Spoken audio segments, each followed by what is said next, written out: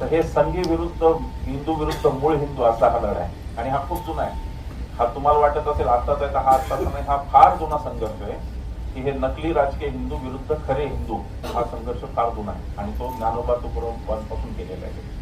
तर ते जे आहे आम्ही ते नॅरेटिव्ह लोकांमध्ये देतो की भारतीय जनता पक्षाला महाराष्ट्राच्या राजकारणाचं उत्तर प्रदेशीकरण करायचं हा मुद्दा आहे. गेले काही दिवस तुम्ही बघा सतत बाबा बुवा बाहेरचे येत आहेत. आमच्या वारकरी संप्रदायात हजारो संत चांगले प्रवचनकार कीर्तनकार त्यांना नाही बोलवलं, यांना बोलवलं. आणि उत्तर प्रदेशीकरण म्हणताना पुन्हा माझ्या मनात उत्तर प्रदेश या राज्याबद्दल कोणताही आकस नाही. त्याचं कारण देशाला 2 पहिले पंतप्रधान देणारा हा प्रदेश आहे, महत्वाचा प्रदेश. उत्तर प्रदेशचं आपलं काही भांडण नाही. उत्तर प्रदेश मला हे आजकाल हे थोडं मला खटकतं जरा.